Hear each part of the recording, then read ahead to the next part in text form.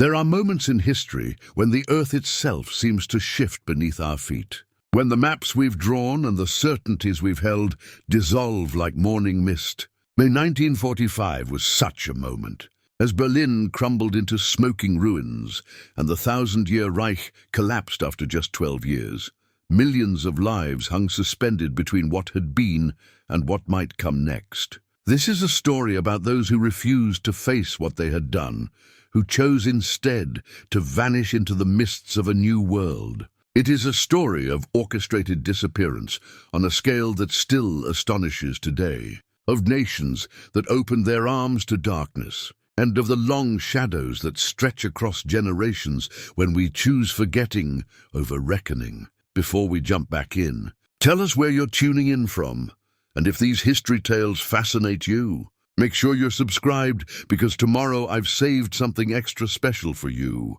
Picture the moment. Allied soldiers advance through streets where the air still chokes with plaster dust and cordite. Soviet artillery has reduced whole city blocks to abstract sculptures of twisted steel and shattered masonry. The Führer bunker sits empty, its final occupant gone to ashes in a hasty cremation. And in that chaos, in that moment when old orders have dissolved but new ones haven't yet solidified, something remarkable begins, 8,000 miles away, in monastery cells across Rome. Priests bend over desks, scattered with blank documents. They write names, birth dates, baptismal records for people who were never christened in their parishes. These aren't innocent errors or administrative oversights. This is precision forgery, conducted with ecclesiastical authority and bureaucratic efficiency. The Croatian priest Krunoslav Draganovic operates from the San Girolamo monastery, and his network processes 300 people every single month. Think about that number, 300 human transformations, from who they were to who they claim to be, month after month after month. The mechanics of escape require infrastructure. Consider the Swiss banking system, humming with activity as account numbers change hands. The price of passage, $50,000 in modern currency. Not for a family, but per person. The wealth flowing through these transactions is staggering. Swiss accounts held an estimated $300 million in assets stolen from occupied Europe. Paintings torn from museum walls. Gold extracted from teeth. Securities seized from fleeing families. All of it liquidated, deposited, and now converted into the currency of new identities. But here's what makes this story truly extraordinary. This wasn't random flight. This wasn't desperate men scrambling for the nearest border. No, this was orchestrated movement, planned with the same methodical precision that had characterized everything else about the regime that was now falling. To understand how this worked, we need to look back further, to trace roots that had been growing for decades. Since 1870, 200,000 Germans had settled in Argentina. That's 75 years of steady migration, of communities establishing themselves in Patagonian towns where children learned German before Spanish, where Lutheran churches and German schools created islands of European culture in South American soil. By 1939, on the eve of war, Argentina housed the largest German community in Latin America. These weren't recent arrivals. These were established citizens, property owners, business leaders. They were bridges, ready to receive those who would come. When Juan Perón won Argentina's presidency in 1946 with 62% of the vote, he saw something others missed. Where some saw war criminals fleeing justice, Perón saw expertise. Where some saw a humanitarian crisis, Perón saw opportunity. His government would issue 12,000 immigration visas to Germans and Austrians between 1947 and 1950. 12,000 documented passages, and who knows how many more that never made it into official records. Consider the timing. The Nuremberg trials began in November 1945. The verdicts came down in October 1946. But by then, the machinery of escape was already in full operation. Ships departed from Genoa carrying passengers with freshly minted documents. Red Cross travel papers issued with startling ease. Vatican endorsements, signed by bishops who asked few questions. Argentine landing permits, stamped by immigration officials who had been instructed not to scrutinize European credentials too carefully. The network operated with corporate efficiency. In displaced persons camps across Italy, identities dissolved like salt in water. A man in Wehrmacht uniform would enter the system. 90 days later, a completely different person would exit with a Red Cross travel document, a Vatican letter of recommendation, and a one-way ticket to Buenos Aires. The camps became processing centers, assembly lines for transformation. Take the camp near Rimini. In its records, we find a man named Ricardo Clement. He claimed to be a simple technician, seeking opportunity in the new world. His Red Cross document bore number 100,326. The date, June 19, 1950. He boarded a ship with his wife and children. Argentine customs officers stamped his passport without question. Ricardo Clement disappeared into Buenos Aires, found work, lived quietly. Years later, we would learn that Ricardo Clement was Adolf Eichmann, architect of the final solution. The man who organized the deportation of millions to their deaths with the same attention to detail one might bring to planning a railway timetable. But in 1950, he was simply another German immigrant in a city full of German immigrants. And nobody asked too many questions. The forgery operations themselves deserve our attention. In workshop apartments across Milan, specialists aged documents with techniques both simple and effective. Coffee stains to simulate decades of handling, cigarette burns to suggest authenticity. Birth certificates were created for people who never existed, supposedly issued by parishes that had conveniently burned during the war. The attention to detail was remarkable. A convincing false identity required 7 separate documents, each cross-referencing the others. Birth certificate, baptismal record, school certificates, employment references, medical records, all had to tell the same story, use consistent dates, show appropriate aging. The cost, $3,000 in contemporary currency for a complete set. The success rate at borders, 85%. Think about those numbers. For the price of a decent automobile, a war criminal could purchase a new life. And the odds of that purchase succeeding were better than most business ventures. Bishop Alois Hudal, rector of the Pontificio Istituto Teutonico in Rome, personally signed travel applications with his ecclesiastical seal. Each signature opened borders from Rome to Buenos Aires.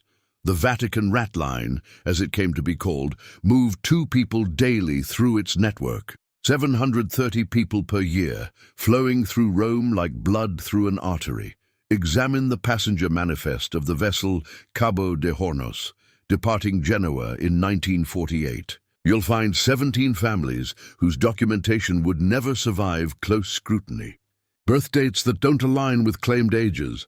Places of birth that records show were uninhabited. Employment histories with companies that never existed. Yet Argentine customs officers stamped every passport, approved every entry, welcomed every arrival. Why? Part of the answer lies in Perón's ambitions for Argentina. He dreamed of transforming his nation into a South American powerhouse, an industrial and technological rival to the United States. To achieve this, he needed expertise. Rocket scientists for his nascent space program, nuclear physicists for his atomic ambitions, aircraft designers for his industrial dreams, engineers who understood the latest manufacturing techniques, chemists who could build pharmaceutical industries. The German refugees, whatever their pasts, possessed these skills in abundance. And Perón was willing to overlook questions about their wartime activities in exchange for their peacetime expertise. On February 17, 1946, Perón stood before 500,000 supporters in Buenos Aires' Plaza de Mayo. The crowd stretched as far as the eye could see, a sea of humanity filling every inch of the massive square. He declared that Argentina would become the beacon of the new world order. The phrase meant different things to different listeners. To his supporters, it promised Argentine ascendance. To those listening in Rome and Milan and Swiss banking halls, it was an invitation, behind closed doors, Perón's immigration director, Santiago Peralta, had already received his instructions: facilitate European technical expertise without excessive scrutiny. That phrase, without excessive scrutiny, would cover a multitude of sins. The numbers tell the story of what followed. Argentina's German population in 1945, 43,000. 5 years later, in 1950, 250,000. That's not natural immigration. That's not the gradual drift of individuals seeking opportunity. That's mass movement, systematic resettlement, an entire demographic shift compressed into 5 years. Each arrival brought skills. The Güemul project, Perón's attempt to achieve nuclear fusion, employed 67 German scientists. Its budget, 300 million pesos, a staggering sum for a developing nation. Tank designer Ferdinand Porsche's team received contracts worth millions to develop agricultural machinery. Tractors officially. But engineers who examined the blueprints noted they looked suspiciously martial, easily adaptable back to military purposes. In the exclusive Buenos Aires suburb of Olivos, German restaurants opened weekly. The Germania Club became the social center for new arrivals, its membership roster reading like a directory of the fallen regime's middle management. Annual fees funded a shadow welfare system, helping newcomers find housing, secure employment, navigate Argentine bureaucracy. By 1950, German investment in Argentine industry reached $2 billion. Every factory a bridge between old world and new, every Deutschmark a foundation stone for comfortable exile. The pull was irresistible. Argentina offered arrivals immediate work permits, 5-year paths to citizenship, land grants in Patagonia, spanning 50,000 acres of pristine wilderness, where a man could build a ranch, raise cattle, and never hear a word of Spanish if he chose not to. The government actively recruited technical experts, sending representatives to displaced persons camps with promises of employment, housing, and most importantly, no questions about the past. Imagine being one of these men. The war is lost. Your world has collapsed. Everything you believed in has turned to ash and rubble. The tribunals are coming, and you know what they'll find when they start examining your wartime records. But there's an alternative. A monastery in Rome, a priest with blank documents, a ship waiting in Genoa, and at the other end, a country that doesn't care what you did, only what you know, what skills you bring, what you can contribute to their dreams of industrial greatness. The moral calculation is simple, even if morality itself is entirely absent from the equation. Stay and face justice, or flee and start again. Tens of thousands made the same choice. Not all of them were major criminals. Many were simply administrators, clerks, bureaucrats, who had kept the machinery running without ever personally pulling triggers or opening gas valves. But the machinery they serviced was one of industrial murder, and their complicity, however distant from actual killing, was real. They chose to take the bureaucratic path, to accept new identities rather than face reckoning. The ships sailed regularly. Every week, vessels departed from Genoa and Naples, their holds filled with cargo and their passenger lists filled with new names attached to old faces. The journey took 3 weeks, 21 days to cross the Atlantic. Time enough for passengers to practice their new signatures, memorize their false histories, prepare for questions that Argentine immigration officials rarely asked. When the ships docked in Buenos Aires harbor, passengers descended gangways into a city that felt almost European. Wide boulevards, grand architecture, cafes where you could order a schnitzel and a beer and hear German spoken at neighboring tables. The transition was designed to be as painless as possible. Waiting at the docks were representatives from various German organizations, ready to help with housing, employment, banking. Within days, a new arrival could have a job, an apartment, and a circle of fellow Germans who would never ask uncomfortable questions about those missing years in his biography. This was exile as industrial process, as systematic as everything else about the regime that had spawned it. The same minds that had organized continental logistics now organized their own dispersal. The same attention to documentation now created false papers. The same bureaucratic efficiency now served personal survival. And Argentina welcomed them all. Perón's political calculations were straightforward. Every German scientist made Argentina stronger. Every engineer expanded Argentine industry. Every technician trained Argentine workers. Whatever these men had done in Europe, in Argentina, they could be useful. And usefulness, in Perón's calculus, outweighed justice. The world was watching, of course. The Nuremberg trials made headlines globally. The revelations of concentration camps shocked humanity. But geopolitics were already shifting. The alliance that had defeated fascism was fracturing into Cold War confrontation. The Soviet Union and the United States began competing for German scientists, each wanting the expertise that had built V-2 rockets and jet engines. Operation Paperclip brought German scientists to America. The Soviets took even more to Russia. Argentina's program was smaller, but no less systematic.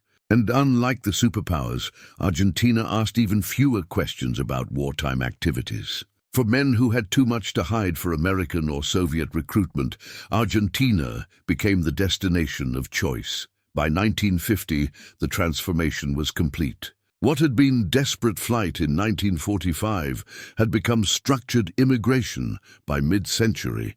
German communities in Argentina had absorbed the new arrivals, provided them with cover, helped them build new lives. The machinery of escape had done its work so efficiently that within 5 years, men who should have been in dock at war crimes trials were instead coaching youth soccer leagues, running bakeries, teaching in universities, and the question that haunts us across the decades, how? How did this happen on such a scale?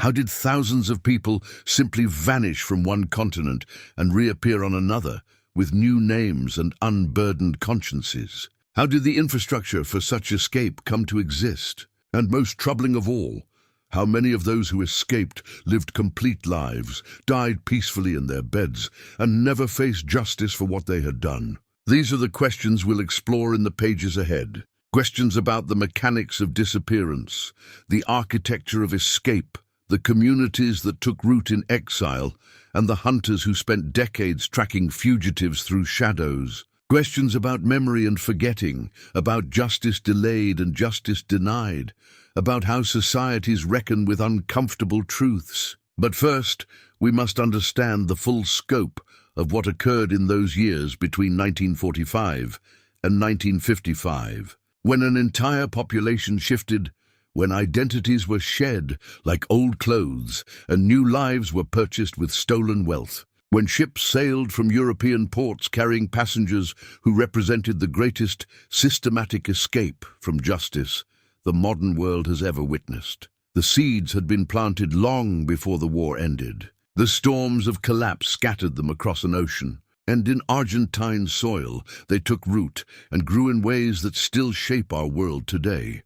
To disappear completely requires more than simply walking away. It demands transformation so thorough that even those who knew you might pass you on the street without recognition. It requires documents that withstand scrutiny, stories that hold up under questioning, and most critically, it requires a system designed to make such transformations routine.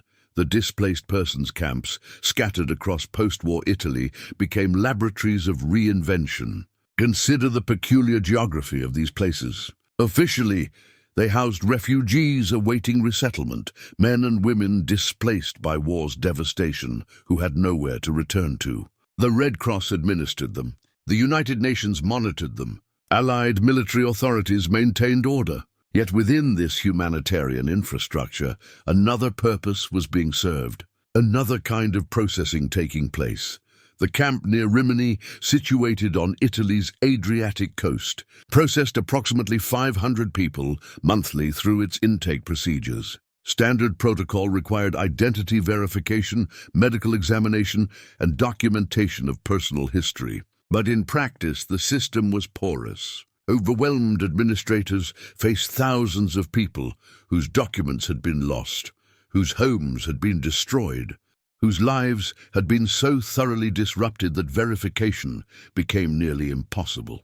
Into this chaos stepped men who had every reason to lie about who they were. And the camps, perhaps by design, perhaps simply through administrative overload, became places where new identities could be acquired with remarkable ease. Watch the process unfold. A man arrives at the camp claiming his papers were destroyed when his town was bombed. Not an unusual story in 1946 Europe. He gives a name, a birthplace, a brief biography.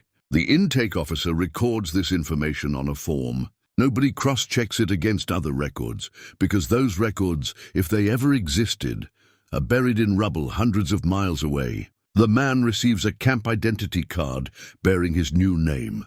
He exists now as whoever he claims to be, but a camp identity card isn't enough to cross the Atlantic. For that, you need internationally recognized documentation. Enter the Red Cross travel document, a humanitarian tool designed to help stateless persons reach safety.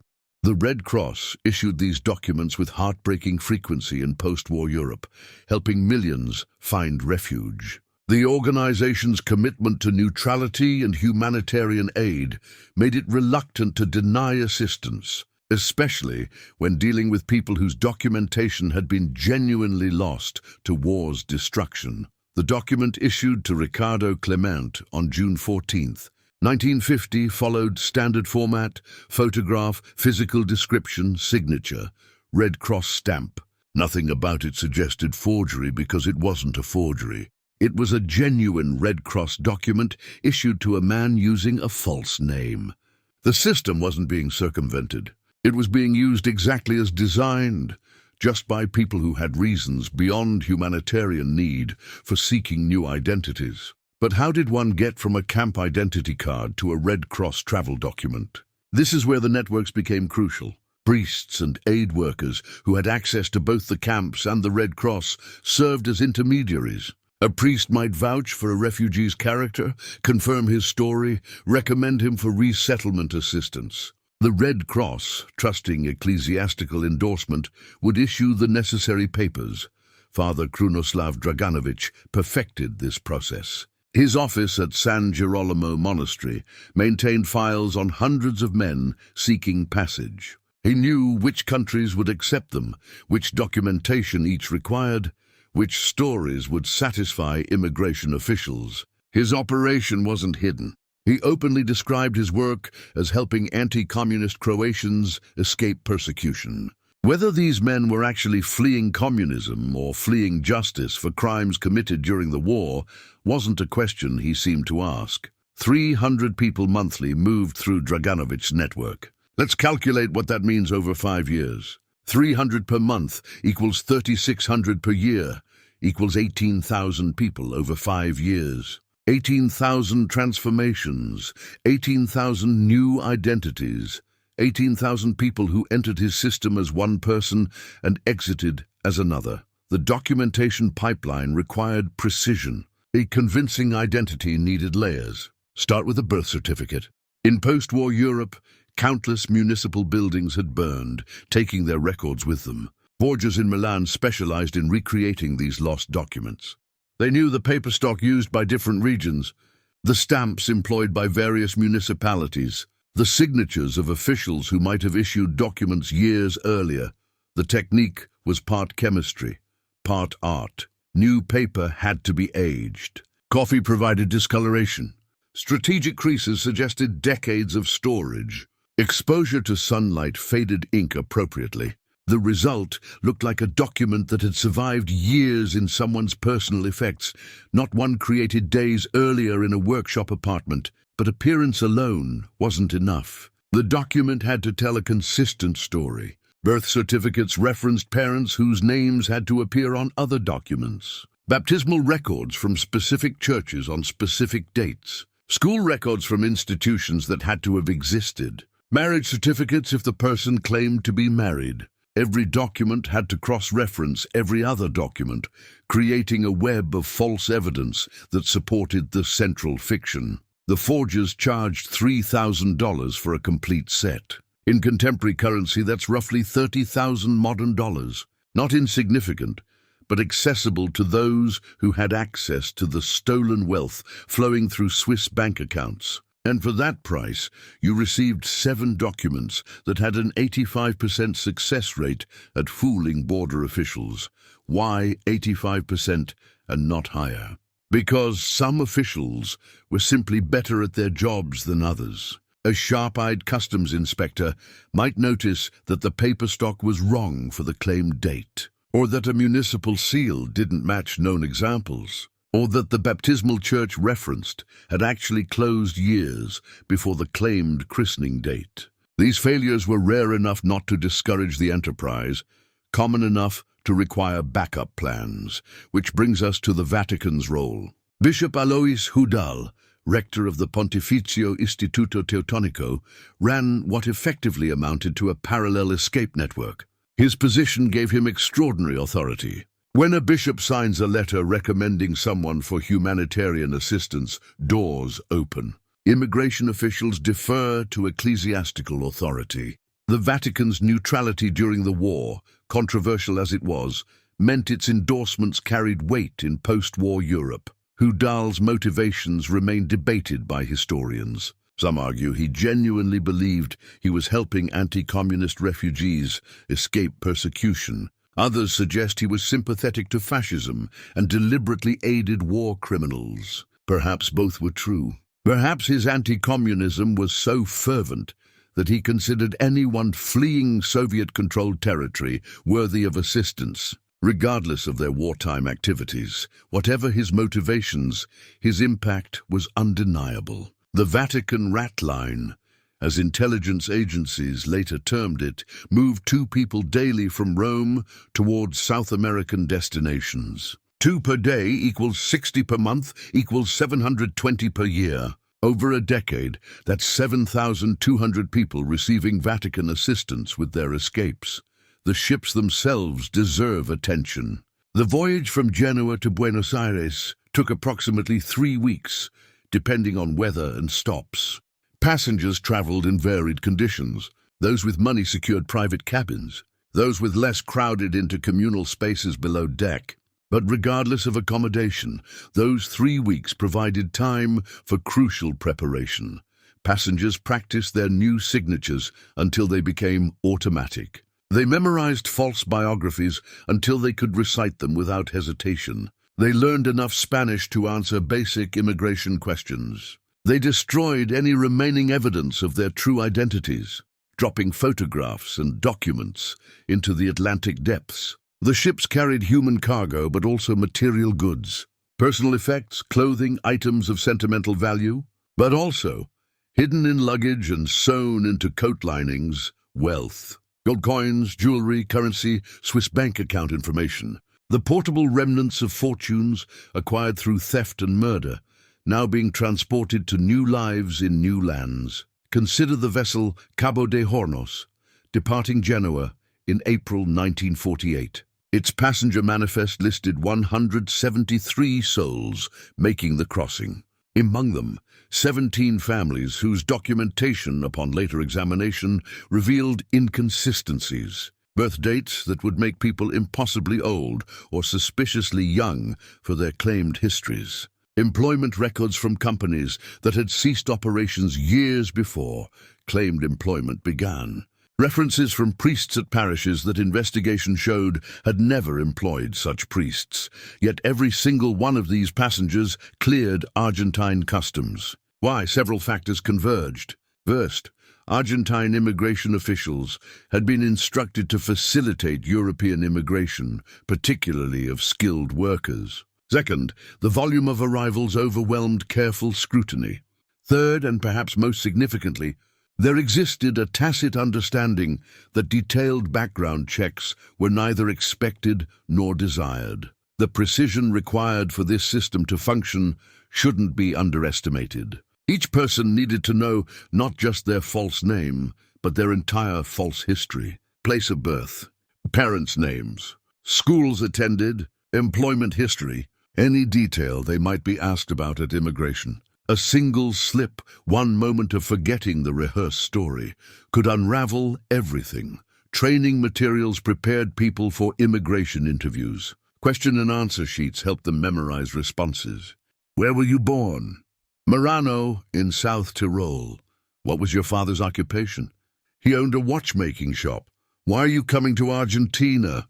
I am a toolmaker. And I have heard there are opportunities in Buenos Aires. Simple questions, practiced answers, delivered with just enough confidence to satisfy, but not so much as to seem rehearsed. The forgers themselves were craftsmen in a grim profession. Some were genuine artists who had fallen on hard times, using their skills to survive. Others were criminals who saw opportunity in post-war chaos. A few were true believers who thought they were helping heroes escape unjust persecution. Most simply wanted the money. Their workshops operated in plain sight, often in apartment buildings in Milan or Rome. They advertised discreetly, through word of mouth in displaced persons camps and refugee centers. The code was simple. I need help with some documentation meant you were seeking false papers. I know someone who might assist meant the person had connections to forgers. The process took approximately 3 weeks. First consultation to establish what identity was needed. Then procurement of appropriate paper stocks, stamps, seals, creation of the actual documents, aging process. Final review. The client received a portfolio containing their new identity, every piece cross-referenced and consistent, but documents alone weren't enough. Successful transformation required changing everything: haircuts, clothing, mannerisms, speech patterns. A Prussian officer's bearing had to become a Bavarian shopkeeper's gentle manner. Military precision had to soften into civilian casualness. Even handwriting needed to change, as handwriting analysis was becoming more sophisticated. Some men grew beards to alter their appearance. Others dyed their hair. A few underwent minor cosmetic procedures, changing the shape of their noses or ears. Anything to ensure that if someone happened to have a wartime photograph and compared it to the person standing before them, the differences would be enough to create doubt. The psychological transformation might have been hardest of all. These were men who had held power, who had given orders, who had controlled life and death. Now they had to become anonymous, had to accept subordinate positions, had to suppress any tendency toward authority that might draw attention. They had to become forgettable, and here's the truly remarkable thing: for most of them it worked. The combination of false documents, changed appearance, altered behavior, and a receptive destination created transformation thorough enough that men could live for decades under false identities without detection. The machinery of escape operated with such efficiency that it became almost routine. Camp officials who processed hundreds of refugees stopped scrutinizing individual cases carefully. Red Cross workers, who issued thousands of travel documents, couldn't thoroughly verify each application. Port authorities who watched ships depart weekly with hundreds of passengers couldn't carefully examine every traveler. The system succeeded through overwhelming volume and administrative overload, through carefully crafted documentation and practiced deception, through ecclesiastical endorsement and political willingness to overlook uncomfortable questions. It succeeded because enough people at enough points in the process were willing to accept surface appearances and not probe deeper. By 1950, the infrastructure was so established that a man seeking to escape Europe could move through the entire process in 90 days. 3 months from Wehrmacht uniform to Argentine immigration stamp. 3 months from war criminal to peaceful immigrant.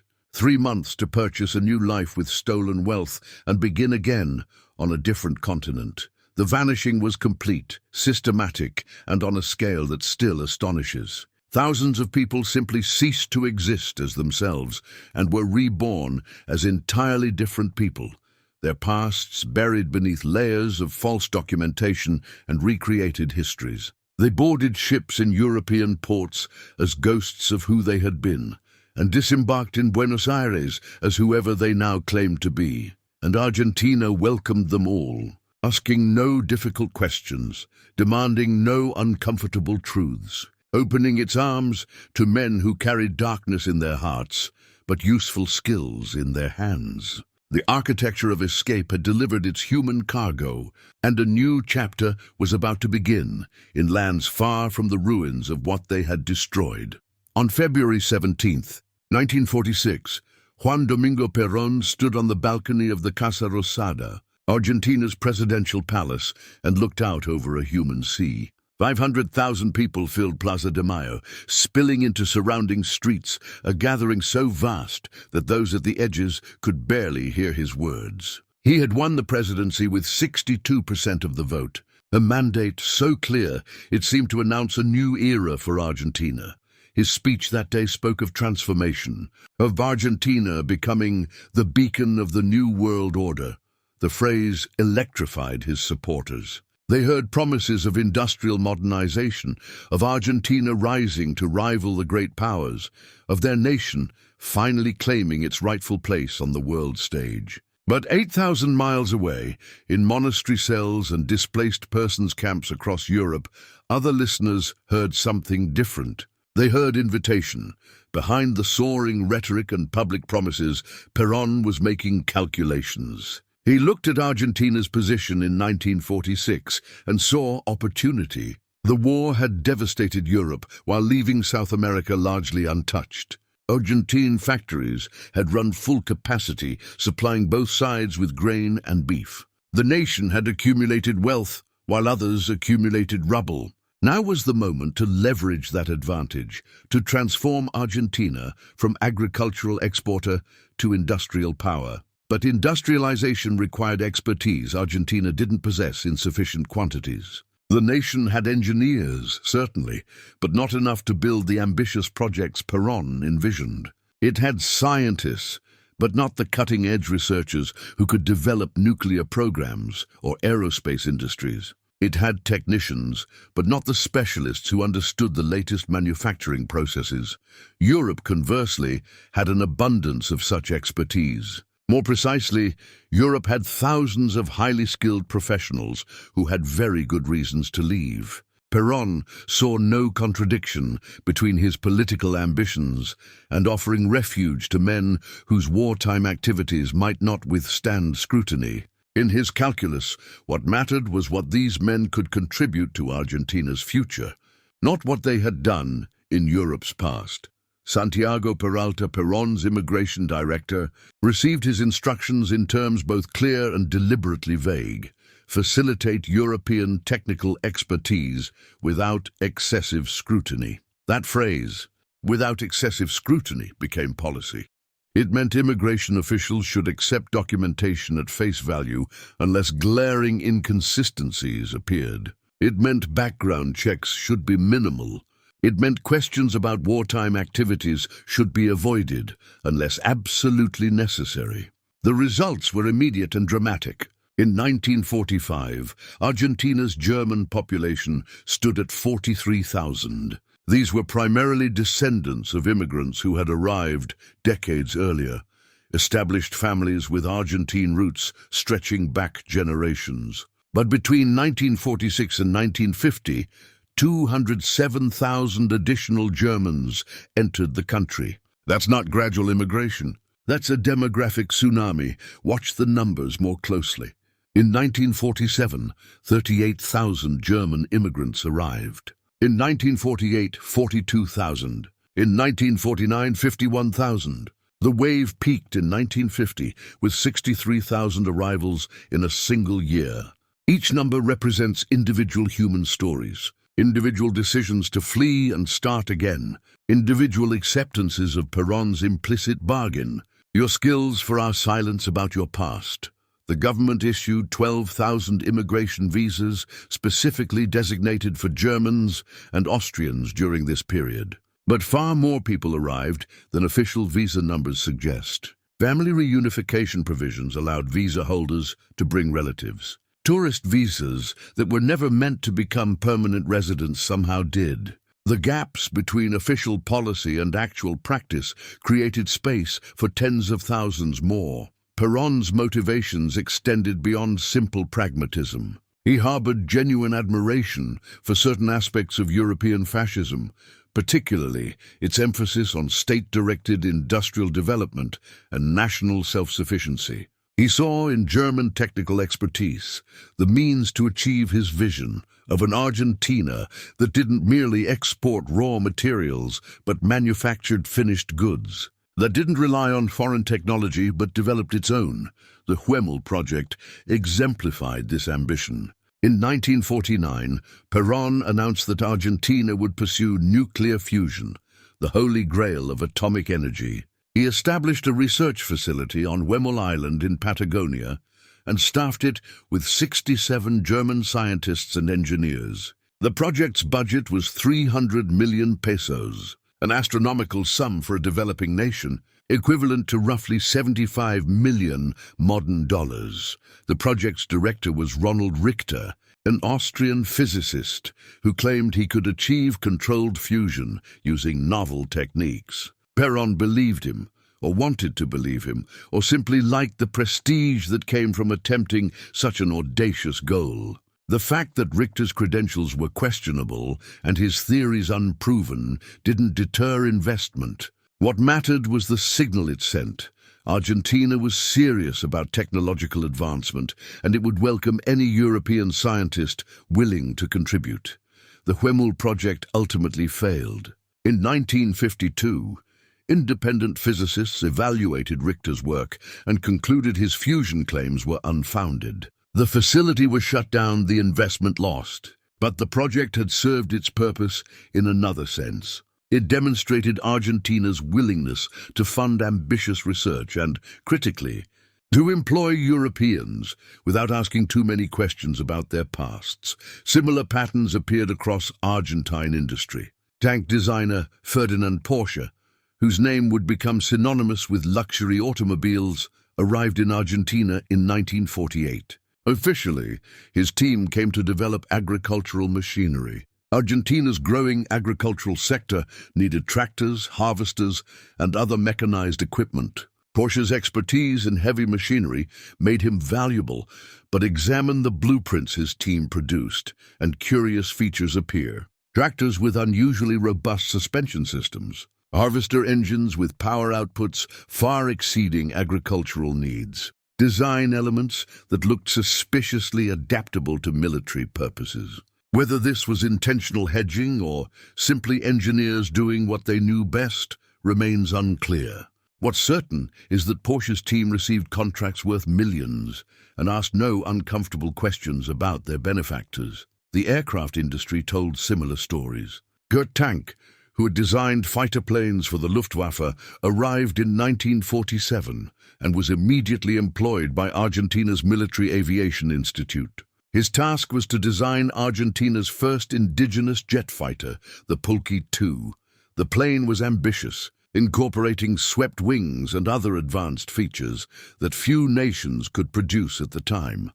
Tank worked with a team of 37 German engineers, many of whom had worked on military projects during the war. Their collective expertise transformed Argentina's aviation capabilities practically overnight. The Pulque II flew in 1950, making Argentina one of only 6 nations to have produced a jet fighter at that time. The fact that the design team included men who might have faced war crimes inquiries in Europe was considered irrelevant compared to what they contributed.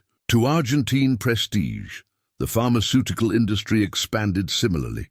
German chemists who understood the latest drug manufacturing techniques found ready employment. Chemical plants that could produce anything from antibiotics to pesticides appeared across Buenos Aires suburbs. The expertise was genuine, the products valuable, and the questions about how these men acquired their knowledge went unasked. By 1950, German investment in Argentine industry reached $2 billion.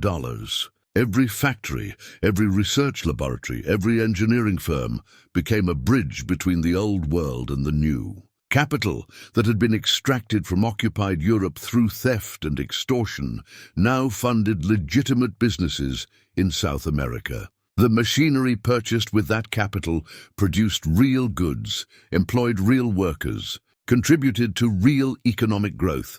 This created a perverse situation where crimes committed in Europe funded prosperity in Argentina. A chemical plant built with stolen Jewish wealth employed Argentine workers and produced medications that saved Argentine lives. A machine tool factory financed by looted art created jobs and manufactured products. The moral complexity was staggering, the economic benefits undeniable. The German community in Buenos Aires developed its own infrastructure. In the exclusive suburb of Olivos, German restaurants opened weekly. By 1950, you could walk down certain streets and encounter only German shop signs, hear only German conversations, eat only German food. It was Bavaria transplanted to the Rio de la Plata. The Germania Club became the social center of this community.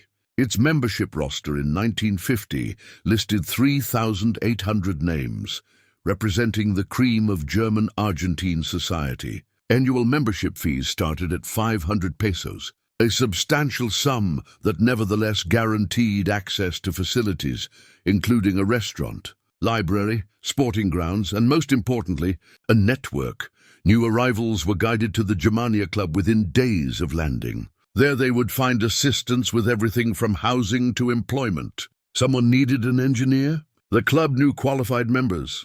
Someone needed to navigate Argentine bureaucracy.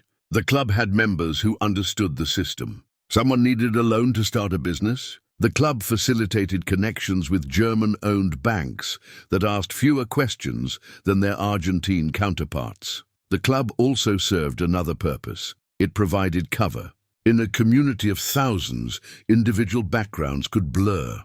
When everyone spoke German and socialized primarily with other Germans, uncomfortable questions about specific wartime activities were unlikely to arise. The community protected itself through mutual discretion, an unspoken agreement that the past was the past and the present was what mattered. Social events reinforced community bonds. The annual Germania Ball drew over 1,000 attendees.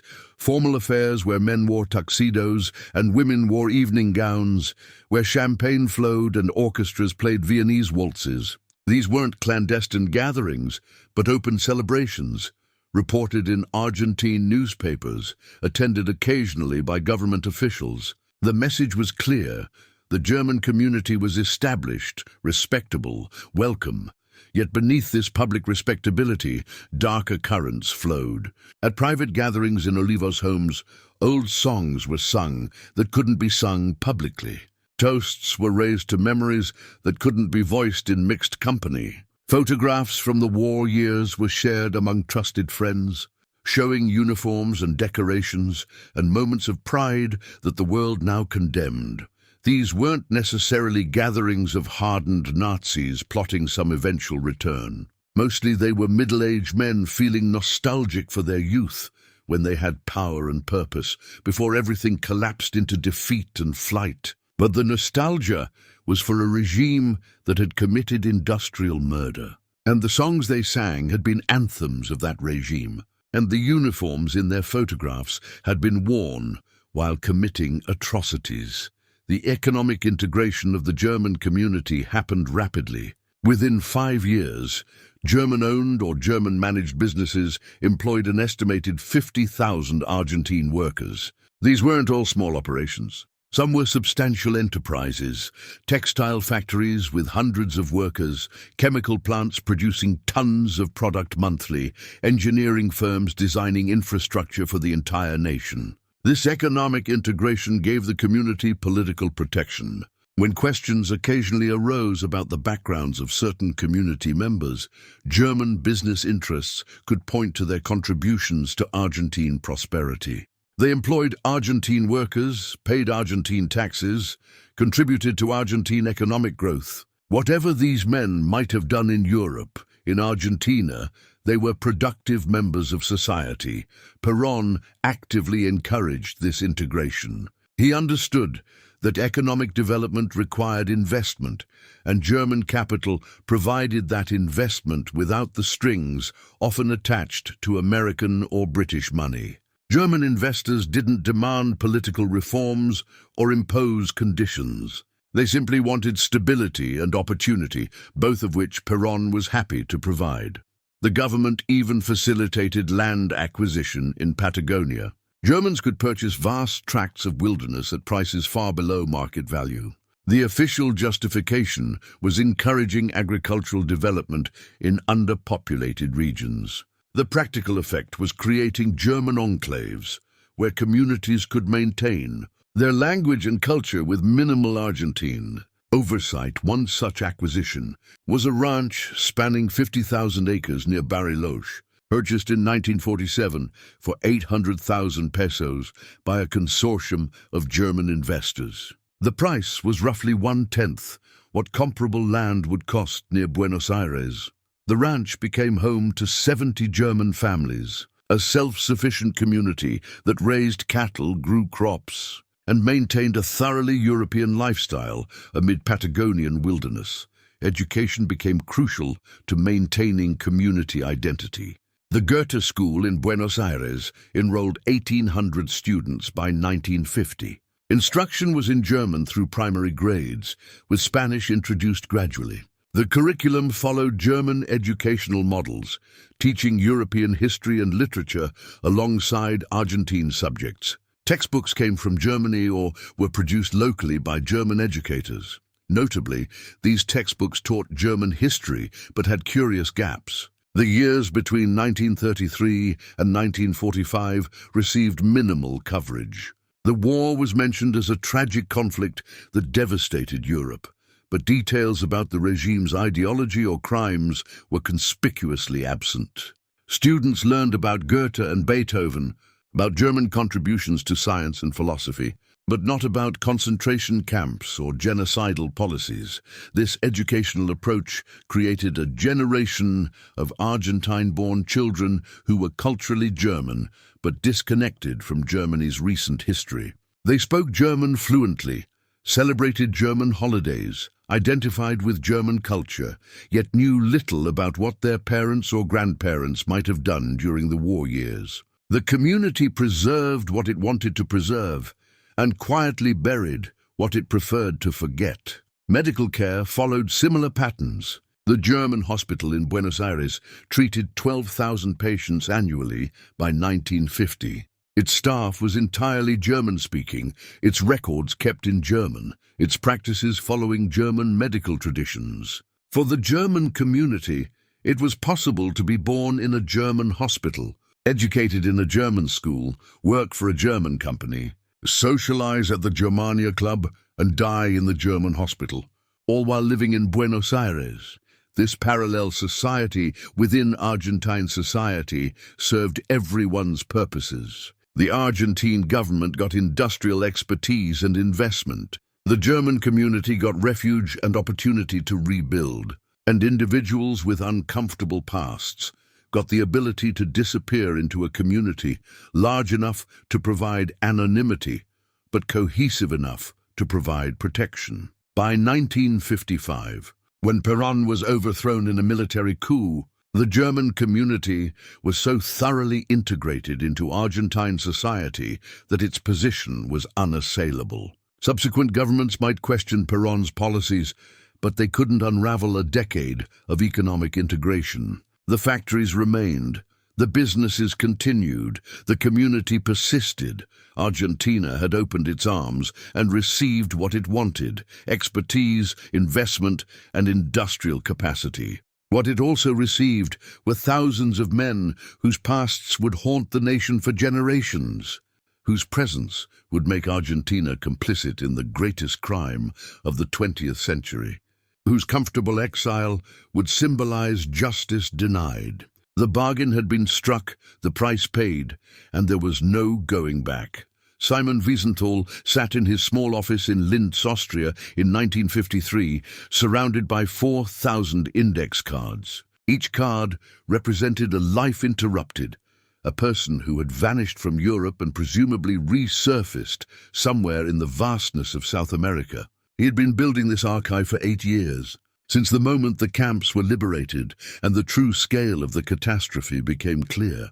The cards were organized by name, by last known location, by physical description, by alleged crimes. Some contained photographs, grainy images clipped from wartime documents, or surveillance photos taken in displaced persons camps. Others held only names and suspicions, threads to be pulled when resources allowed. The archive represented an obsession, a commitment that had consumed his life since he himself walked out of Mauthausen concentration camp in May 1945. Wiesenthal understood something that many others refused to accept. The guilty had not conveniently disappeared or died in Berlin's ruins. They had planned their escapes with the same methodical precision they had applied to everything else. They had resources, networks, and destinations, and they were living new lives under new names while the world forgot.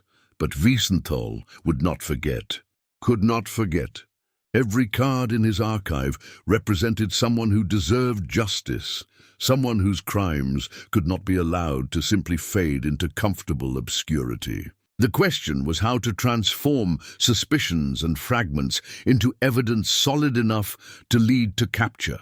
The breakthrough came through accident, as these things often do. In May 1953, Wiesenthal received a letter from a woman named Sylvia Hermann in Buenos Aires. She had recognized her former neighbor from Frankfurt, now calling himself Pedro Geller and living in the Olivos suburb.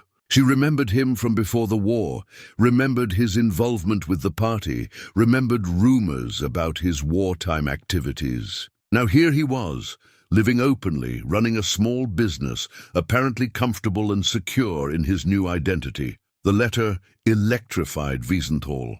Here was confirmation that his suspicions were correct, that fugitives were indeed living openly in Argentina. But more importantly, here was a methodology. Refugees and survivors scattered across the world, going about their lives, occasionally recognizing faces that shouldn't be where they were. If one recognition could happen by chance, imagine what systematic searching might achieve. Wiesenthal began corresponding with survivors living in South America. He sent photographs, descriptions, last known information. "Please watch for these faces," he wrote. "Pay attention in German neighborhoods, in German clubs, at German social events. Tell me what you see." The responses trickled back slowly at first, then in increasing volume. A man in São Paulo thought he recognized someone from his hometown. A woman in Santiago saw a face at a German restaurant that stirred memories. A survivor in Buenos Aires was certain he had seen his former supervisor at a park, playing with children as if he were just another grandfather. Each report went onto a new index card.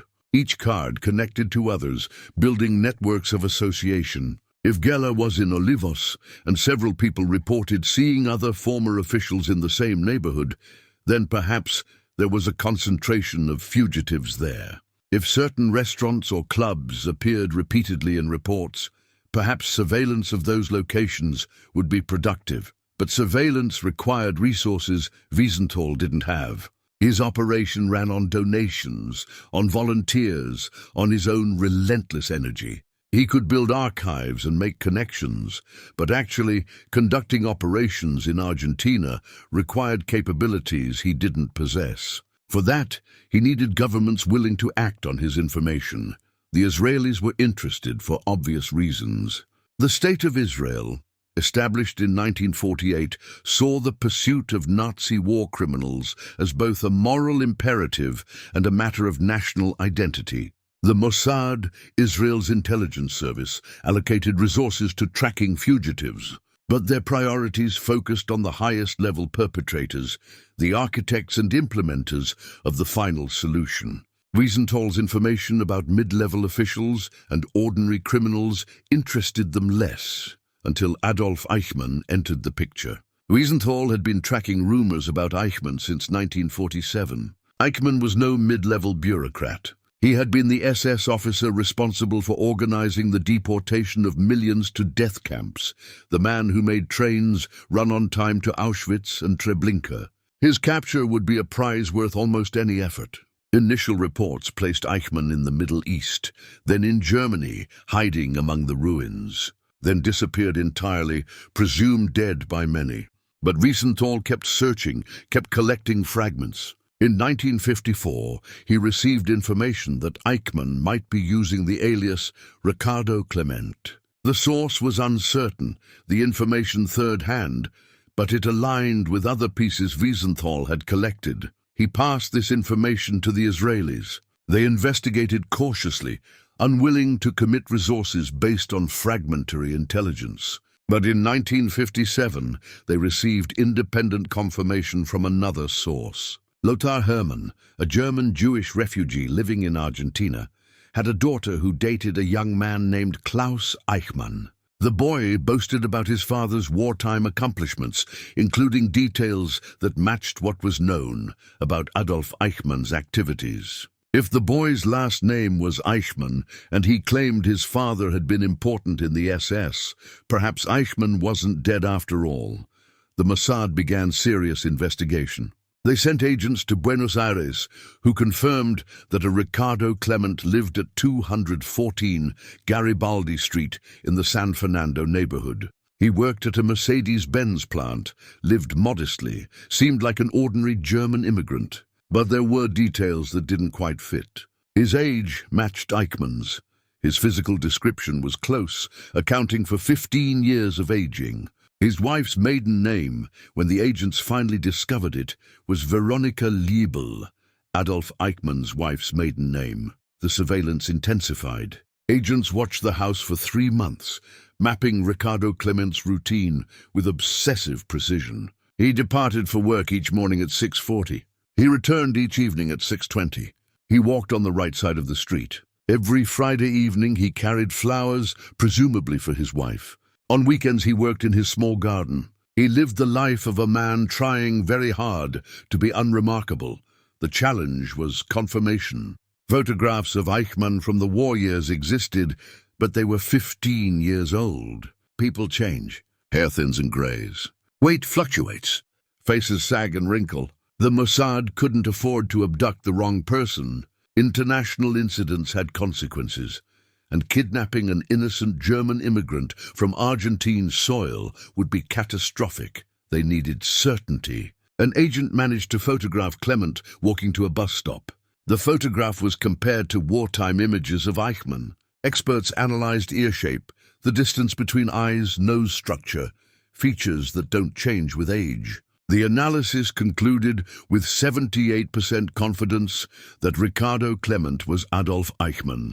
78% wasn't certainty, but it was enough to act. The Mossad developed an operation plan. A team of 11 agents would travel to Argentina under various covers. They would rent safe houses, acquire vehicles, and prepare for the abduction.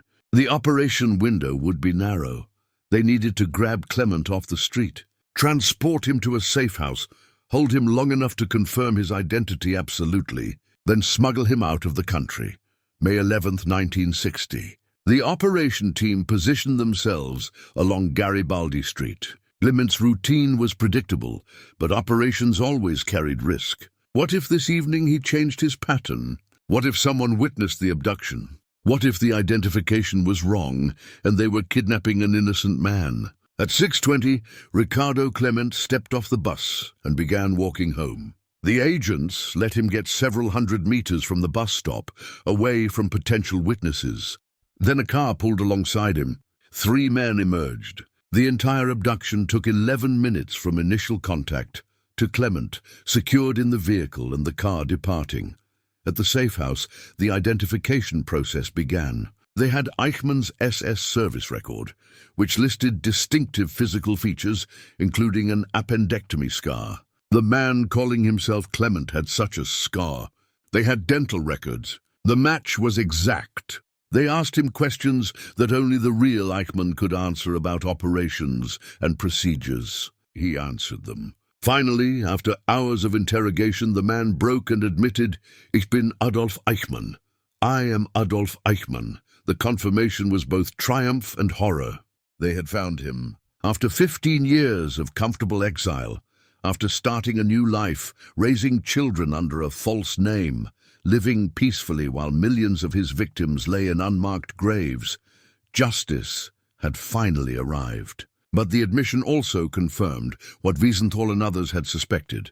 The guilty had not been punished by fate or conscience. They had simply moved, changed names, and continued living. The challenge now was getting Eichmann out of Argentina. The Mossad couldn't simply walk him through airport security in handcuffs.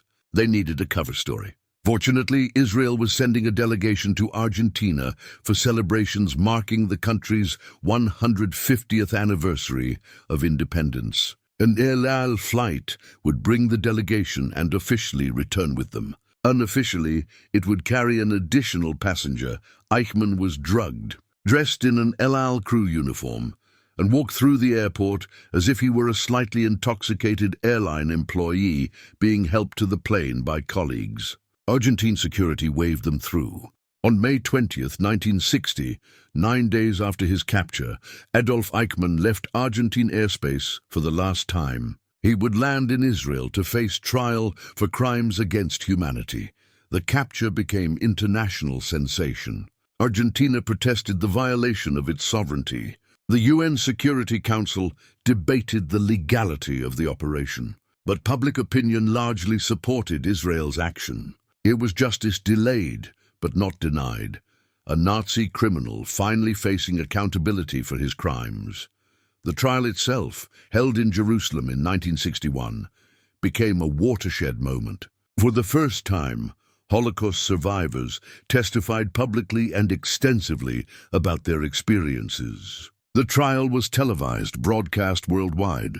Eichmann sat in a bulletproof glass booth, looking entirely ordinary, a balding middle-aged man in glasses who insisted he had only followed orders. The banality of evil, as philosopher Hannah Arendt would term it, was on full display. Eichmann was convicted and sentenced to death. On May 31st, 1962, he was hanged at Ramla prison.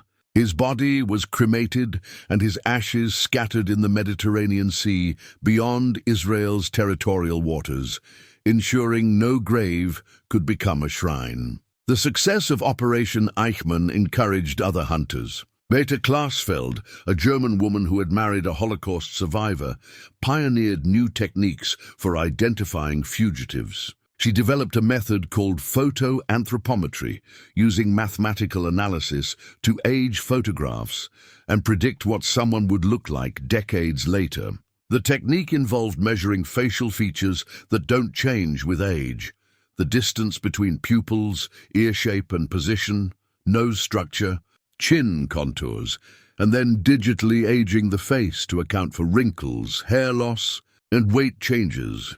The method achieved 78% accuracy in controlled tests, leading to 14 positive identifications of war criminals living under false names in South America. Glasfeld became relentless, tracking fugitives across continents, confronting them publicly, demanding governments take action. In 1968, she famously slapped German Chancellor Kurt Georg Kiesinger in public, protesting his Nazi past and his government's failure to prosecute war criminals aggressively. French intelligence services launched Operation Condor in 1964, focusing on financial tracking. They understood that fugitives living in South America often maintained Swiss bank accounts or received funds from Europe. Every withdrawal in Buenos Aires, every transfer to Santiago, every payment to São Paulo triggered alerts in Paris. The operation tracked money movements through 17 different banks, mapping financial networks that connected comfortable exiles to their stolen wealth. Over 6 years, Operation Condor identified 237 suspected war criminals through their financial transactions. Some were arrested. More were simply monitored, their activities documented for future prosecution. But many, warned by their networks that they were under surveillance, simply moved deeper into South America's interior, abandoning accessible bank accounts and reverting to cash-only existences. The mathematics of justice was sobering. Estimates suggested 8,000 suspected war criminals had found refuge in South America, primarily in Argentina, Brazil, and Chile. Of those 8,000, fewer than 300 faced trial. The others lived complete lives, died peacefully, and escaped any earthly reckoning for their crimes. Joseph Mengele, The Auschwitz doctor who had performed horrific medical experiments was tracked to Brazil in 1977. But by the time Israeli agents were ready to act, he had drowned in a swimming accident. His body was exhumed in 1985 and identified through forensic analysis. Even in death, he had escaped justice. Klaus Barbie, the butcher of Leon, was discovered living in Bolivia in 1972 under the name Klaus Altmann. He had become a successful businessman, respected in his community, far from the man who had tortured and murdered French resistance fighters. Bolivian authorities refused extradition requests for years, finally surrendering him to France in 1983. He was convicted and sentenced to life in prison, dying in 1991. Erich Priebke, an SS captain involved in the Ardeatine massacre in Italy, was found living openly in Bariloche, Argentina in 1994. He ran a delicatessen, was active in the local German community, and had lived comfortably for nearly 50 years before a television interview exposed his identity. He was extradited to Italy, convicted, but allowed to serve his sentence under house arrest due to his age. He died in 2013 at age 100. For every capture, dozens remained free. The hunters faced impossible odds, vast territories to search, communities that protected their own, governments sometimes reluctant to cooperate, and the simple passage of time that turned war criminals into elderly men who looked nothing like their wartime photographs. The infrastructure that had enabled their escapes continued to protect them in exile. The German clubs maintained libraries of members, but never shared those lists with investigators. German businesses employed fugitives without asking uncomfortable questions about employment gaps in their resumes. German schools educated their children without inquiring too deeply into family histories. The Catholic Church, which had facilitated so many escapes through the rat lines, never fully acknowledged its role. Individual priests might have acted from genuine humanitarian concern, believing they were helping refugees escape communist persecution. But the systematic nature of the assistance, the volume of people processed, suggested something more than individual initiative. It suggested policy, coordination, willful blindness to who was actually being helped and why they were fleeing. Wiesenthal continued his work until his death in 2005 at age 96. His documentation center in Vienna maintained archives on thousands of suspected war criminals. Even in his final years, he was still receiving reports, still adding index cards, still believing that no amount of time could erase the obligation to seek justice. The Wiesenthal Center established Operation Last Chance in 2002, offering financial rewards for information leading to the capture of remaining Nazi war criminals. By that time, the youngest suspects were in their 80s, the oldest in their 90s. Biology was accomplishing what justice had failed to achieve, removing the guilty from the world through natural death rather than legal accountability. In 2020, investigators located a 95-year-old former concentration camp guard living in a Buenos Aires nursing home. His monthly pension still arrived from a German company that insisted its wartime records had been destroyed, making verification of his employment impossible. By the time legal proceedings could begin, he had died. His grave marker listed only his false name, the name he had used for 7 decades of comfortable exile. The hunt continues today, though the prey grows vanishingly scarce. The last generation that lived through the war is disappearing. Soon there will be no one left to prosecute, no one left to testify, no one left who remembers firsthand the crimes that were committed. The hunter's work will shift from capturing the guilty to documenting what happened, ensuring that comfortable forgetting doesn't replace uncomfortable remembering. But the captures that did occur, particularly Eichmann's trial, served a purpose beyond individual justice. They demonstrated that distance and time could not grant immunity. They showed that the world would not simply forget. They forced public reckoning with crimes that some would have preferred to bury in the past. and they provided survivors with moments of validation, seeing their tormentors finally face consequences, however delayed, for what they had done. The shadows still hold secrets. Documents still await discovery. Names still circulate among researchers and survivors. And somewhere in the archives, Simon Wiesenthal's 4,000 index cards remain, a testament to the belief that justice delayed might still be justice served, that the pursuit matters even when the capture proves impossible, that remembering itself is a form of resistance against the comfortable forgetting that the guilty always hope will be their final escape. Drive 6 hours south from Buenos Aires, and Argentina transforms. The endless pampas give way to foothills, and those foothills rise into the Andes. Lakes appear, pristine and cold, their waters reflecting snow-capped peaks. The landscape could be Switzerland or Bavaria transplanted to the southern hemisphere. And in a way, that's exactly what it became.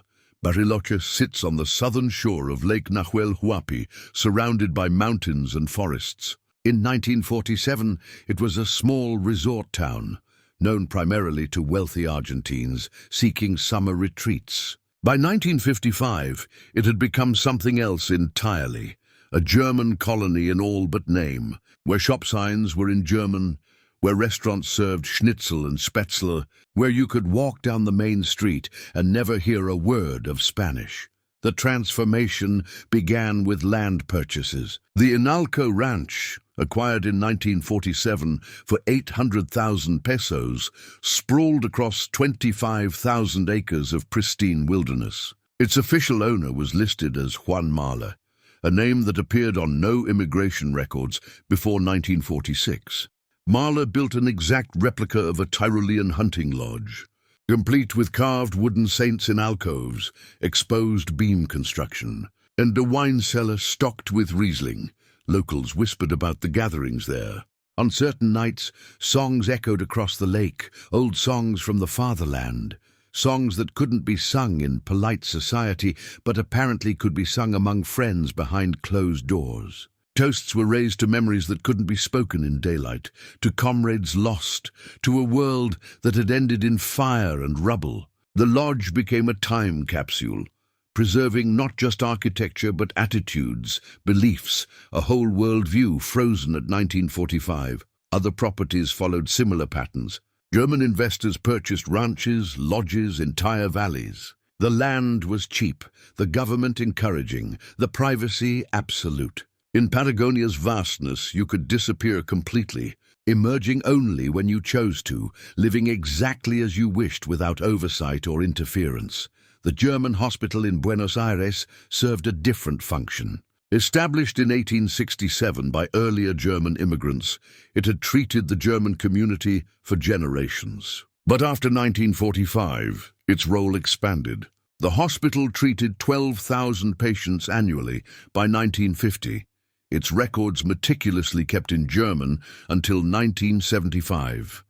Those records tell interesting stories if you know what to look for. Admission dates that align with ship arrivals from Europe.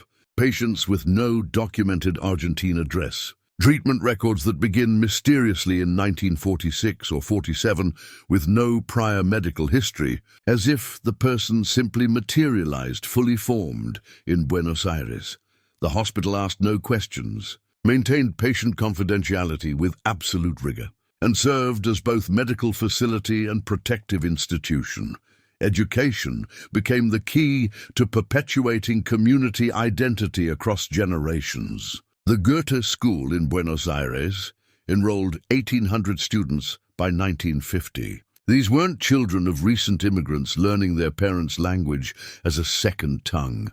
These were children being educated as if they lived in Germany, with instruction in German through primary grades and textbooks imported from Europe or produced locally to German standards. The curriculum was comprehensive: German literature, German history, German geography, German mathematics. Spanish was introduced gradually, almost as a foreign language, something necessary to function in the broader Argentine society, but not central to the children's identity. Students learned about Goethe and Schiller, about the Brothers Grimm and Germanic mythology. about German contributions to science and philosophy. They did not learn, notably, about the years 1933 to 1945. German history textbooks at the Goethe School contained a remarkable gap. Students learned about the Weimar Republic, about economic difficulties and political instability. Then the curriculum jumped to 1945, to Germany in ruins, to the occupation zones and reconstruction. The 12 years between were treated as if they hadn't happened, as if history had simply paused and then resumed with a defeated nation. This selective education created a generation of Argentine-born children who were culturally German, but disconnected from Germany's recent history. They spoke fluent German, celebrated German holidays, knew German culture intimately, yet remained fundamentally ignorant of what their parents' generation had done or supported or witnessed. The community preserved the culture it valued and buried the history it preferred to forget. Villa General Belgrano, 3 hours west of Buenos Aires, took this cultural preservation even further. The town had been founded by survivors of the German battleship Graf Spee, scuttled in the River Plate in 1939. After the ship's destruction, its crew was interned in Argentina, and many chose to stay after the war, establishing a German settlement in the Cordoba Hills. After 1945, the town's population swelled. By 1950, it was almost entirely German-speaking, with architecture copied from Bavarian villages, complete with half-timbered houses and flower boxes overflowing with geraniums. The annual Oktoberfest, established in 1954, eventually drew 40,000 visitors, becoming the largest such celebration outside Germany. But the public festival was one thing. The organizing committee meetings happened in German, behind closed doors, where genealogies were discussed that traced back to cities that no longer existed, to families that had been erased from official records, to connections that couldn't be acknowledged publicly. The committee members knew who was who, which families had arrived when, which names were real and which were inventions. This knowledge was never written down, passed instead through conversation and implication, preserved through cultural memory rather than documentation. Children born in Villa General Belgrano in 1950 grew up more German than Germans in Germany. They spoke Bavarian dialects their cousins in Munich had forgotten, preserved through isolation and intention. They prepared foods using recipes that German housewives had abandoned as old-fashioned.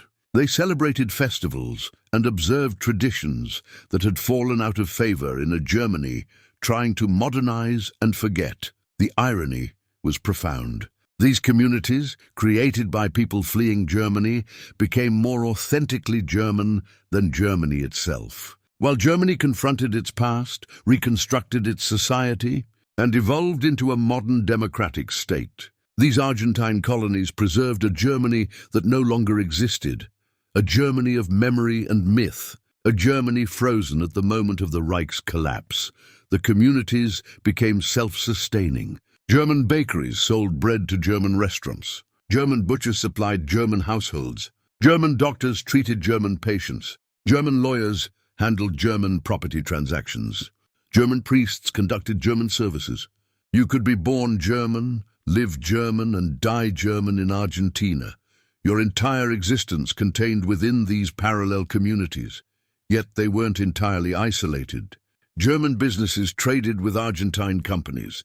German professionals worked in Argentine institutions. German children eventually attended Argentine universities. The communities maintained their distinctiveness while remaining integrated enough into Argentine society to prosper economically. This balance served everyone's purposes. Argentina gained productive, law-abiding residents who contributed to economic development. The German communities gained the freedom to maintain their culture without interference. And individuals with uncomfortable pasts gained the anonymity that comes from being one German among thousands, where questions about specific backgrounds rarely arose because everyone understood that some things simply weren't discussed. By 1960, these communities were so established that even Eichmann's capture barely disturbed them. There were no widespread investigations, no sweeping efforts to identify other fugitives. Eichmann had been careless, living under a thin alias in suburban Buenos Aires. The smarter ones had gone to Patagonia, had integrated into established communities, had built lives so thoroughly ordinary that suspicion never attached to them. They coached youth soccer teams.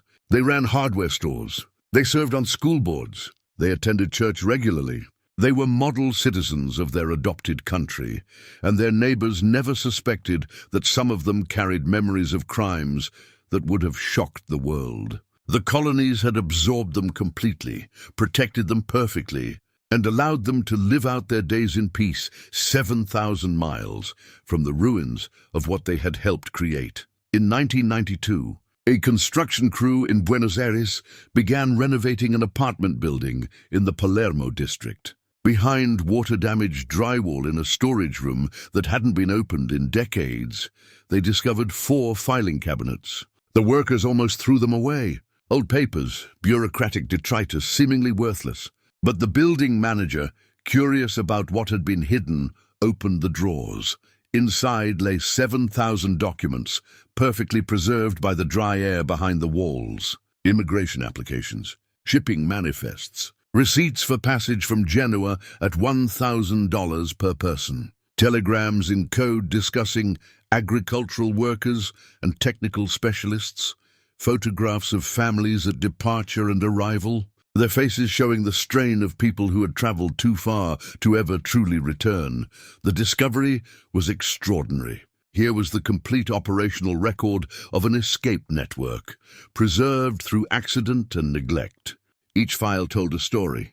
A man listing his profession as carpenter, accompanied by letters of recommendation from priests who had never met him. A family's passage paid through a Swiss bank account that forensic analysis would later trace to looted Jewish property. A woman traveling with 3 children and documents showing 4 different surnames across various papers. The papers revealed the network's scope with mathematical precision.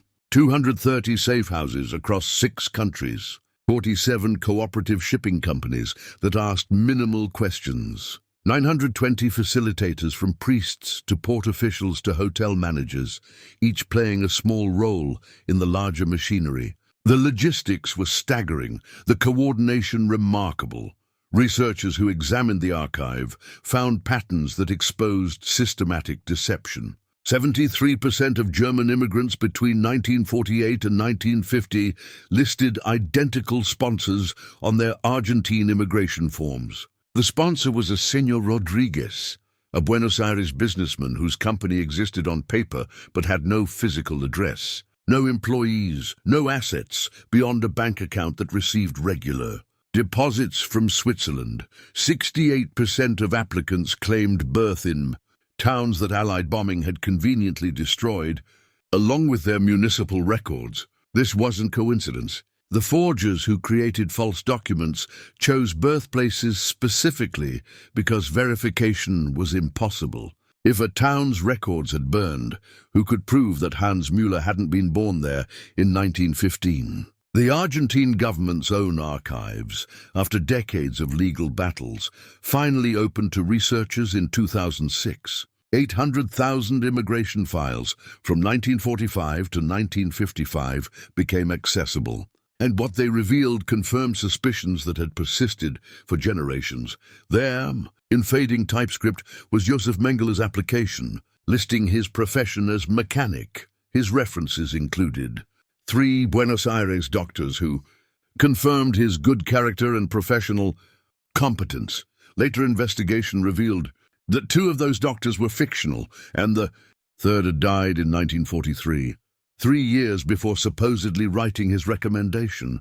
Each document underwent forensic analysis. Paper fibers were dated using chemical composition tests to prove authenticity or expose forgeries. Ink chemistry revealed whether documents dated to their claimed periods or had been created later and artificially aged. Watermarks exposed the paper mills that supplied the operation, allowing researchers to trace supply chains back to specific workshops in Milan and Rome.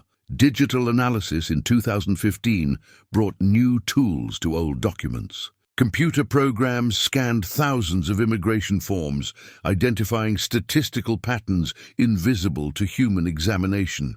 The algorithms found that certain typewriters appeared repeatedly across documents supposedly created in different cities on different dates. The same mechanical imperfections, a slightly elevated E, a T that printed lighter than other letters, appeared in documents from Munich, Vienna, and Berlin, suggesting they were all created in a single location. Handwriting analysis revealed similar patterns. The signatures on recommendation letters, supposedly written by different priests, showed identical pressure patterns and letter formations. Either multiple priests had somehow learned to write identically, or a single skilled forger was producing all the recommendations.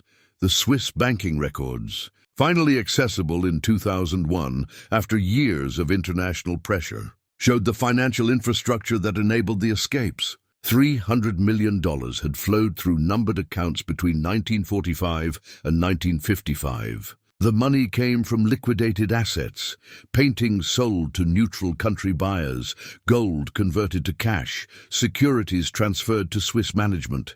That capital then moved in predictable patterns. Large deposits arrived in Zurich or Geneva. Within days, withdrawals appeared in Italian banks near the ports. The amounts corresponded precisely to passage costs.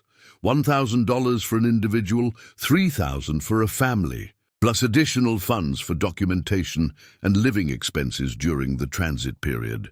The paper trail connected to physical evidence as well. In 2008, renovations at San Girolamo Monastery in Rome uncovered a hidden room behind a false wall. Inside were 2,000 blank identity documents from the Red Cross, pre-signed by officials who had died years earlier, ready to be filled in with whatever information suited the bearer. Also found were seal stamps from 17 different municipalities, allowing forgers to authenticate documents claiming origin from those locations. The monastery's records, which it had always claimed were incomplete, turned out to be meticulously maintained. A ledger listed 317 names alongside dates and destinations. Cross-referencing those names with Argentine immigration records revealed that 293 had successfully reached Buenos Aires. 24 apparently went elsewhere or died en route. The fate of the remaining individuals was unknown. Archives in Germany, opened after reunification, provided another piece of the puzzle. SS personnel files contained home addresses, next of kin information, skills and qualifications. Researchers could now trace specific individuals from their wartime positions through displaced persons camps to new identities in Argentina. The transformation was documented step by step. Hans Schmidt, SS captain from Munich, became Johann Becker, mechanic from Frankfurt, who then became Juan Becker, toolmaker arriving in Buenos Aires in 1948. The documentation was so thorough that investigators could reconstruct entire networks. They could identify who processed Schmidt's papers in Munich, who provided his false identity in the displaced persons camp, which priest signed his Vatican recommendation, which ship he sailed on, where he settled in Argentina, what business he established. The complete arc of escape and reinvention, preserved in files scattered across continents, but the paper trail also revealed gaps, deliberate holes in the record. Certain files had been removed from archives, leaving behind only catalog numbers indicating something had once existed. Shipping manifests showed passenger counts that didn't match the number of listed names, suggesting some travelers had been deliberately omitted from records. Bank transactions showed funds transferred to account numbers that no longer existed in institutional memory. These gaps suggested that even as the escape networks operated openly enough to generate documentation, there were higher levels, more sensitive arrangements that were documented differently or not at all. The 7,000 documents found in Buenos Aires represented routine operations. Somewhere, presumably, records existed of non-routine operations, the highest-level fugitives, the most sensitive departures, the arrangements that required absolute discretion. The DNA revolution of the 21st century opened new avenues of investigation. Descendants of immigrants could now test their genetic ancestry, and many discovered surprises. A woman who had always believed her family came from Bavaria found genetic markers indicating Polish-Jewish ancestry. A man whose grandfather claimed birth in Hamburg found his DNA matched populations from Ukraine and Belarus. These revelations suggested that some escapees had stolen not just names, but entire identities, possibly from people they had murdered. The confrontation of documentary evidence with genetic truth created uncomfortable family reckonings. How do you reconcile the grandfather you knew, who taught you to fish and celebrated your birthdays, with genetic evidence suggesting he had murdered someone and stolen their identity? The paper said one thing, the blood said another. And the truth lay somewhere in the horrible intersection. By 2020, researchers estimated they had examined perhaps 20% of relevant documents. Archives in Paraguay, Chile, and Brazil remained largely unexplored. Private collections held by families hadn't been catalogued. Church records in remote Patagonian parishes had never been reviewed. Each new discovery raised more questions than it answered, revealing the scope of what remained hidden. The paper trail through time continued to lengthen, documents emerging from unexpected places, telling stories their creators never imagined they would tell. Every receipt, every application, every photograph was another piece of a vast mosaic depicting how thousands of people vanished from one continent and reappeared on another, leaving traces that persistent investigators could follow across decades, across oceans, through layers of deception towards something approaching truth. Maria sits in a Buenos Aires cafe in 2023, holding a photograph she wishes she had never found. It shows her grandfather in uniform, young and proud, wearing insignia she now recognizes from history books. The photograph was hidden in a safety deposit box she inherited after his death in 2008, tucked among insurance policies and property deeds. For 15 years, she debated what to do with this knowledge. Now she meets monthly with others who carry similar burdens. They call themselves the Descendants Group, 12,000 people across Argentina who have discovered that their family histories are built on lies. They gather in coffee shops and community centers, sharing the weight of revelations that rewrite everything they thought they knew about where they came from and who they are. The stories follow patterns. A grandmother's deathbed confession, documents discovered during estate settlement, a cousin doing genealogy research who found inconsistencies in official records, DNA tests that revealed Jewish ancestry in families that had always claimed pure German heritage, suggesting stolen identities rather than inherited ones. Each discovery is its own small devastation, a moment when family mythology collides with historical fact. Maria's grandfather arrived in Argentina in 1949 with papers claiming he was a Lutheran pastor named Friedrich Weber. He established a small congregation, married, raised 3 children, and lived quietly until his death at age 91. Maria knew him as Opa, a gentleman who made her breakfast and told stories about the old country. The photograph shows someone else entirely. An SS officer whose wartime service record, once she forced herself to research it, documented participation in actions that left thousands dead. How do you reconcile these two people? The loving grandfather and the documented war criminal. The man who bandaged your scraped knees and the man who once wore that uniform with its death's head insignia. Maria has no answer. She only knows that both are true, and that truth is a burden she will carry forever. The Descendants Group provides space for this confusion. No one judges because everyone understands. They discuss practical matters, whether to change surnames legally, how to explain to their own children, whether to contact Holocaust memorial organizations. But mostly they just witness each other's pain. The unique grief of discovering that your family's foundation was built on someone else's grave. DNA testing services report that Argentine requests for genetic genealogy increased 400% between 2015 and 2022. Each test is a small act of courage or curiosity, a decision to potentially uncover uncomfortable truths. The services now include counseling resources, recognizing that results sometimes reveal more than ancestry. They reveal crimes. A man discovers his DNA includes markers inconsistent with the German heritage his family always claimed. Further research reveals his grandfather likely assumed the identity of a Jewish refugee he may have murdered.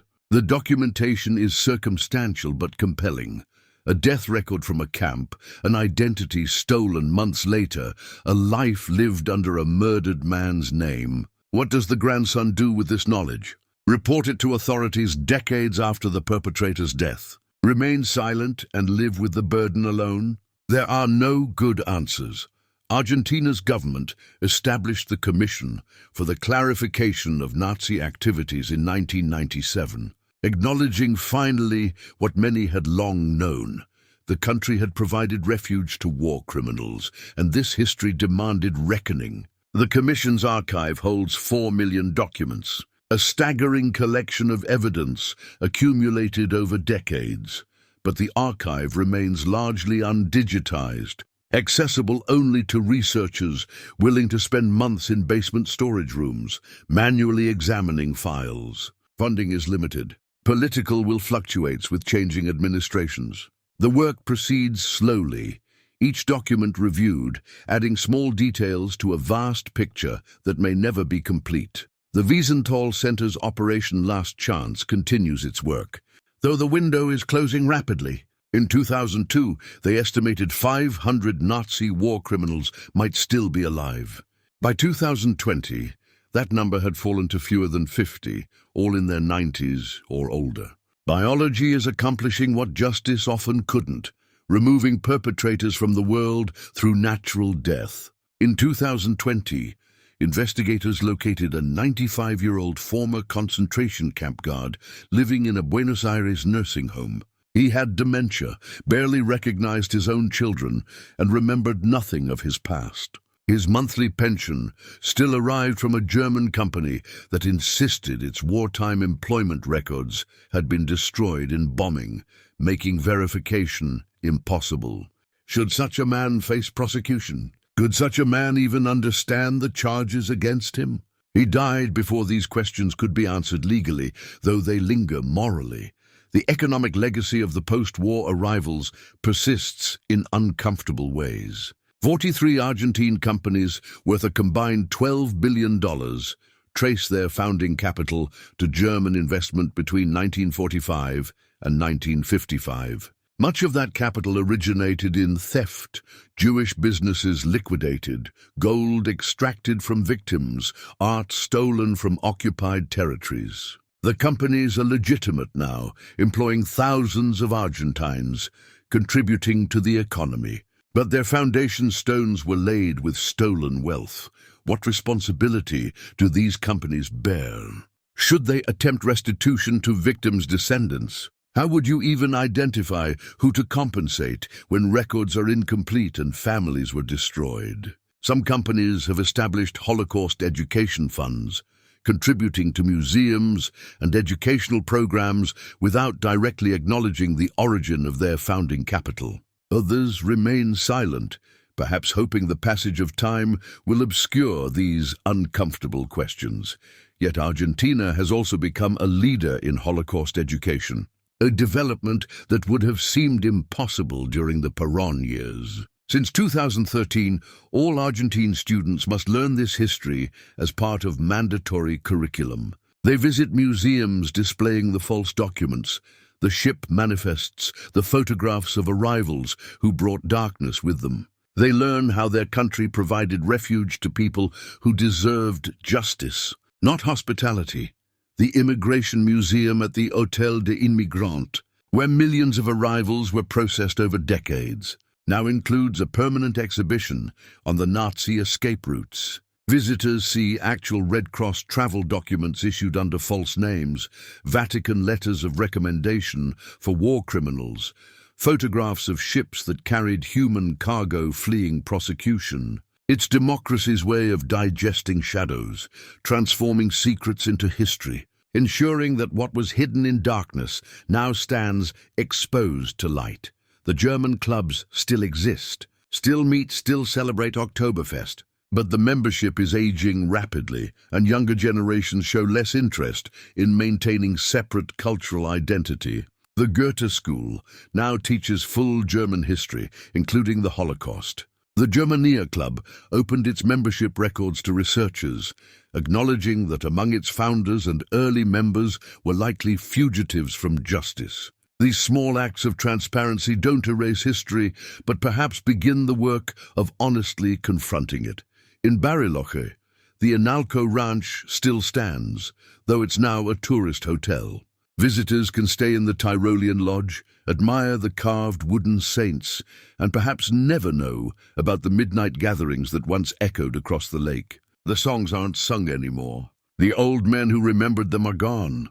Their children mostly chose Argentina over Germany, became Argentine in ways their parents never did, and let those old songs fade into silence. Villa General Belgrano still celebrates Oktoberfest, still looks Bavarian, but now the organizing committee meetings happen in Spanish as often as German. The genealogies are no longer secrets whispered behind closed doors, but history documented in archives. The town has transformed from colony to tourist attraction, its German character becoming performance rather than identity. Something staged for visitors rather than lived authentically.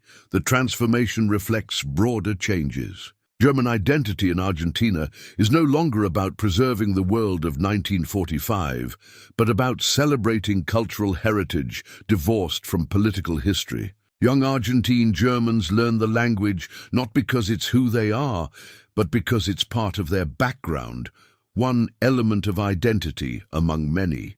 They're Argentine first, German by heritage, and that distinction matters. But for the descendants group and the thousands they represent, the past isn't quite past. They live with knowledge that transforms how they see themselves. Family photo albums become evidence collections. Childhood memories acquire sinister undertones. That grandfather who seemed so kind, what did he do during those missing years in his biography? That great uncle who never discussed the war, what was he hiding? The questions haunt. Some have chosen to speak publicly about their discoveries.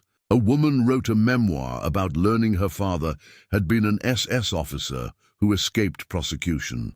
A man created a documentary about his grandfather's role in deportations. These acts of public confession carry risk, social judgment, family estrangement, identity crisis, but also offer a form of moral cleansing, a rejection of silence and complicity.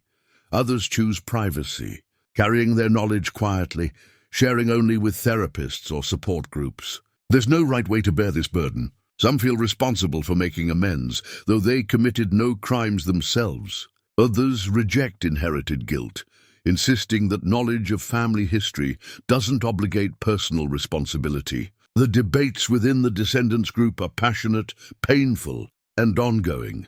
The Israeli embassy in Buenos Aires maintains files on 800 suspected war criminals who lived in Argentina and died without facing prosecution. The files contain testimony from survivors, documents from archives, photographs and evidence. They serve no legal purpose now. The suspects are dead. Cases closed by biology rather than justice. But the embassy preserves them anyway, ensuring that even if these men escaped earthly judgment, their crimes are recorded, their names documented, their deeds remembered. Memory itself becomes a form of justice when legal justice proves impossible. Museums preserve testimony. Archives maintain documentation. Education programs teach new generations. These acts don't punish the guilty, but they refuse to forget. And refusal to forget is its own form of resistance against the comfortable oblivion that perpetrators always seek. Maria still meets monthly with her group. They discuss practical matters. A new archive opening, a documentary seeking participants, proposed legislation about corporate responsibility for wartime capital. But mostly, they just sit together, witnesses to each other's struggle with inherited shadows. They don't have answers. They only have each other, and the stubborn insistence that confronting uncomfortable truth is better than maintaining comfortable lies. Outside the cafe, Buenos Aires continues its daily rhythm. Buses rumble past. People hurry to appointments. Street vendors sell empanadas and coffee. The city that welcomed thousands of fugitives 7 decades ago has changed, evolved, confronted some of its history, though perhaps not all. The German restaurants still serve schnitzel.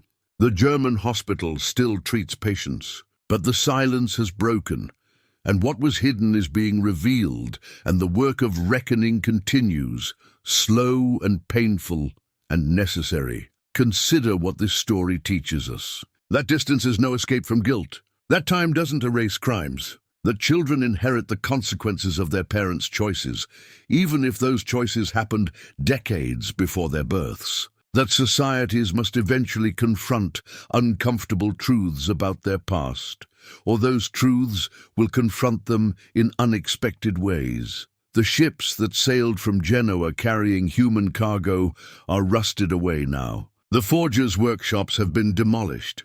The priests who signed false papers have long since faced whatever judgment awaits. But the echoes remain, reverberating across generations, rippling through families, shaping lives of people who weren't even born when the original crimes occurred. History is never truly past. It lives in DNA and documents, in family stories and national memory, in the way we understand ourselves and our place in the world. Argentina's history of providing refuge to war criminals shapes how the nation sees itself today, informs debates about justice and responsibility, and reminds every generation that the choices we make echo far beyond our own lifetimes.